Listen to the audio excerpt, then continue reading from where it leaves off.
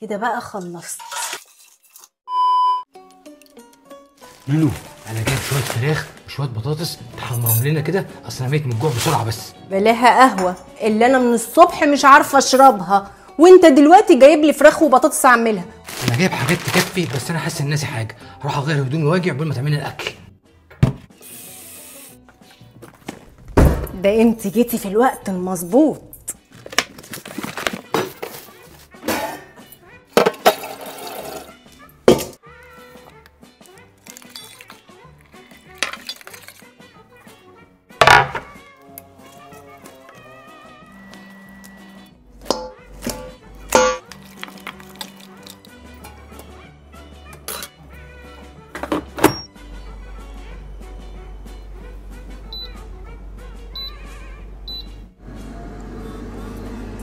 انا افتكرت نسيت يا لولو، جبت كل حاجه ونسيت الزيت. هروح اجيب لك زيت واجي على طول.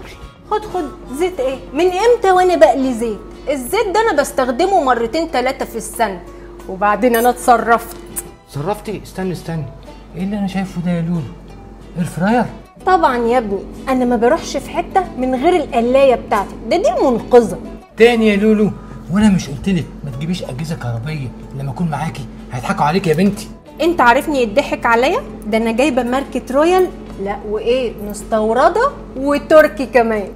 تركي؟ وجبتها منين بقى يا لولو؟ من تركيا؟ لا عندك، ده انا جايباها من صفحه البيت التركي، واقول لك كمان ده بتتباع في الدول الاوروبيه. طب واحنا هنقضيها كلام ولا هناكل ولا ايه رايك؟ حماتك بتحبك اهي، خلصت اهي. الله الله،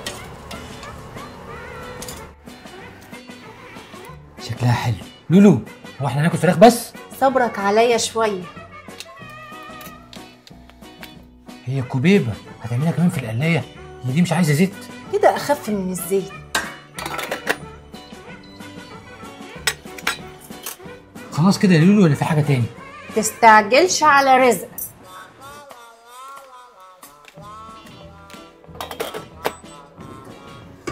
صدق يا لولو ان القلايه دي عليها ضمان سنه ومعها شهاده سلامه الغذاء المصريه؟ طب ما انا عارفه، امال انا جبتها ليه؟ بقول لك يا لولو، الصينيه دي ناقصها بقى شويه شيبسي. عمرك اطول من عمري، ده انا هعمل لك نوعين من البطاطس. لا واحلى حاجه ايه بقى؟ تشيل دي كده، الحله بتاعت القلايه كبرت. بقول لك يا لولو، تكبر تصغر خلصي عشان انا جعت.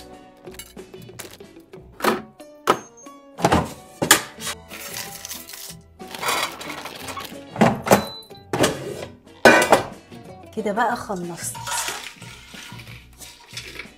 تسلم ايدك يا لولو. ادوق انا بقى واقول لك رايي. معلش اصل الاكل ده مزاج. بسم الله.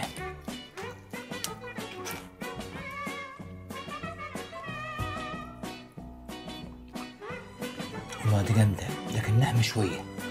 هي مشويه فعلا. بسم الله. والله اكنها مقليه في بحر زيت. عظمه. والله يا لولو قلايه رويال دي قامت بالواجب وزياده. ده حلوه السمبوسه دي. ليا حق اروح واجب القلايه. تسلم مجايبي. ما جايبك؟ ما هو كله بفلوسي.